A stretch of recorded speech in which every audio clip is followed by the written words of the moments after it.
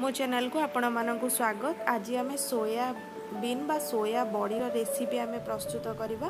तेबे चलतु मुझे प्रथम सोया बड़ी गुड़िक गरम पानी रे पकईकी बतुरे नहीं।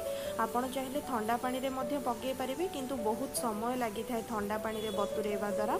आउ देखु सोया बड़ी गुड़िक बतुरी जाए जावापर आपण ताकू भल भाव एमतिया चिपुड़ी नियंतु जेमती किछि भी पानी या भितर न रुहे। जदि पानी रहिबो तेबे भल लगी न थाए। ए सब गुड़िक एमती भल भाव चिपुड़ी नियंतु। तापरे आमे मसला प्रस्तुत करबा। मुझे गोटे पियाज नहीं किछि अदा और सुखिला लंका रसुण आउ छोट डालचीनी नहीं ताकू आमे ग्राइंड करदबा। तापरे मुझे किछि तेल नहीं कड़ाई रे गरम हैला परे आमे सोया बड़ी गुड़ी को ता भितर पकई दे भल भाव भाजीदबा। देखंतु एटी सीम रे भाजंतु आपण हाई फ्लेम रे जमा भी भाजंतुनी नचेत सोया बड़ी रे पानी रही जिवो और टेस्ट भी लागेबनी।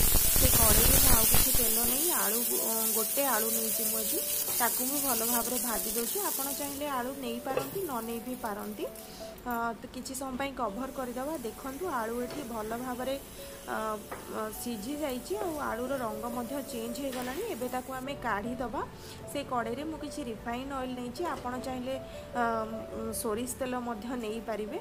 से किसी आमे जीरा दबा आ जीरा फुटीगला ता भितर आमे बाटिकी रखिथिबा मसला को पकईदबा। मसला पकई ताकू आम भल भाव मिसईदबा।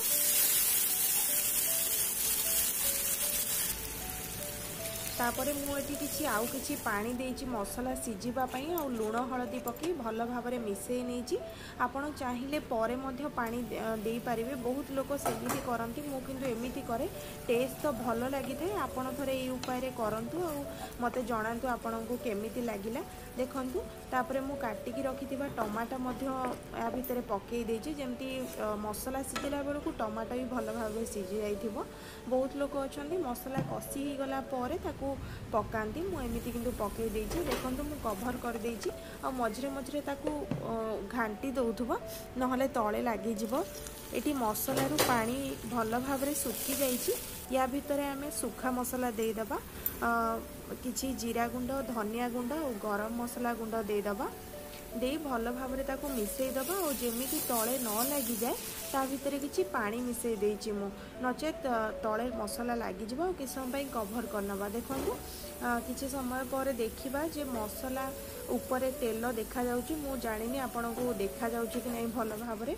तापरे किछि भल भाव मिसईदबा।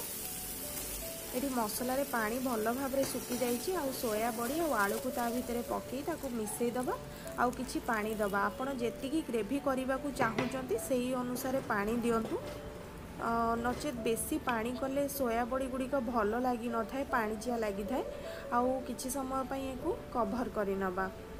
भल भाव फुटीगला देखो ये भल भाव फुटी जाइए प्रस्तुत हो जाइए आपणकर सोया बड़ी और किसी धनिया पत्र पकई आम ताकू भल भाव मिसईदबा।